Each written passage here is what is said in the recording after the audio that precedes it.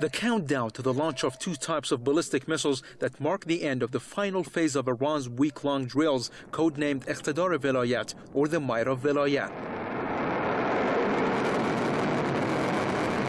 The long-range missiles dubbed Qadr-H and Qadr-F were launched from Al-Borz Mountains in northern Iran and successfully hit mock enemy targets some 1,400 kilometers away in the Makran coastline in southeastern Iran. The two missiles have a maximum range of 2,000 kilometers. IRGC's second-in-command Brigadier General Hossein Salami evaluated the drills as successful and said that they are aimed at sending the message of peace to the neighboring countries.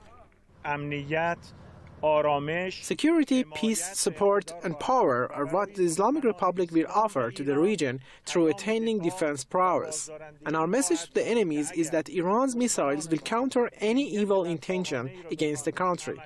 Iran had previously unveiled underground missile bases across the country. The IRGC says it has stored countless missiles in the underground depots. Iran seeks to boost its defense capabilities in order to counter ill intentions of its enemies. After the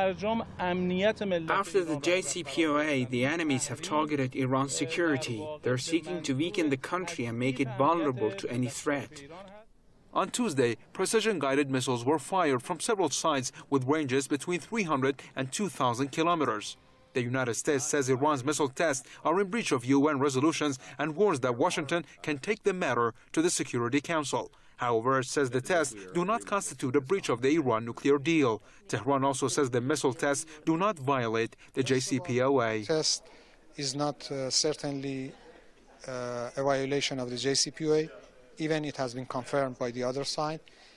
Secondly, we believe that there are clear provisions in the JCPOA. The sanctions which have already been removed cannot be reintroduced under any other name or pretext. So if in a hypothetical situation it happens, of course it would be a violation of the JCPOA, and Iran will take the appropriate measure in that regard.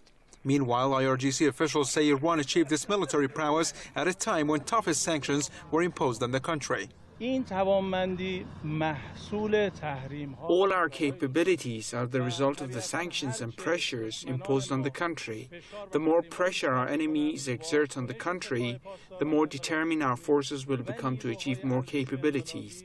IRGC officials say the purpose of the exercises is showcasing Iran's deterrent power and readiness to confront all threats against its territorial integrity. Youssef Jalali, Press TV, Iran's eastern Al-Borz Heights.